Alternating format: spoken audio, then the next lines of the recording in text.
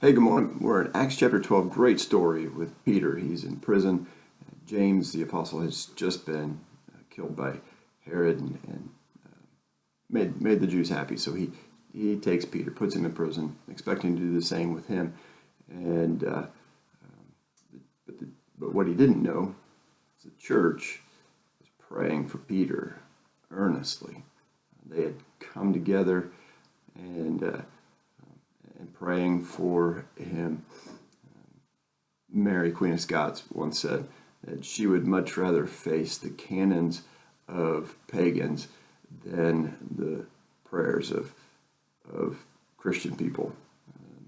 How true.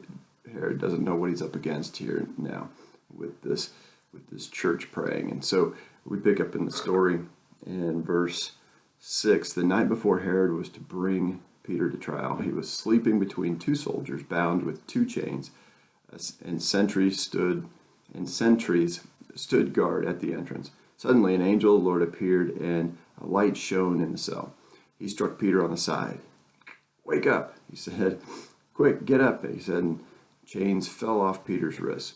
Then the angel said to him, "Put on your clothes and sandals." Peter did so. "Wrap your cloak around you and follow me," the angel told him.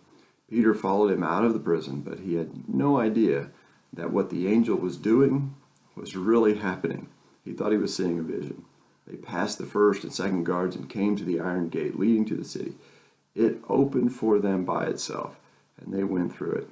When they had walked the length of one street, suddenly the angel left him. Then Peter came to himself and said, "Now I know without a doubt that the Lord sent his angel and rescued me from Herod's clutches, from everything the Jewish people were anticipating."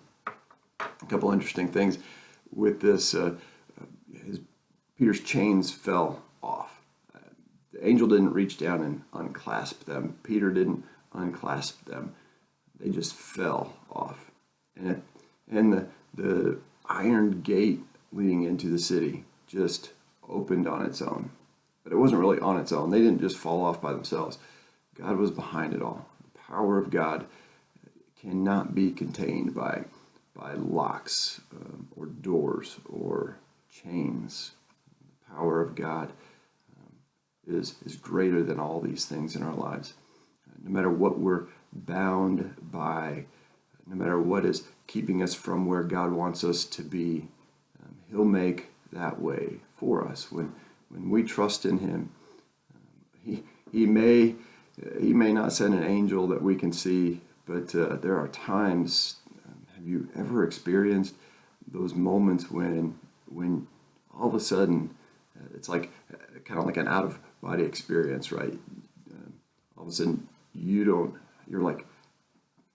talking to somebody about about Jesus, sharing the gospel, and you're like, how did I even know to say those things? And it was just very surreal. You were not really in control. You were wondering, was this a dream? Was I dreaming this whole time? Or you're serving and it's just like, is this really happening? I mean, it was so incredible. And those are times when God reminds us He's in control, and His will be accomplished through our lives. God wasn't done with Peter yet. It wasn't His time. And with the reinforcements of the prayers of the church, God worked a miracle in his life. And it was one of those moments where he thought, did this really happen? Yes, it did. It absolutely did. And now I know God is in control. Know for sure, without a shadow of a doubt, God is in control in your life. Have a great day. I'll see you tomorrow.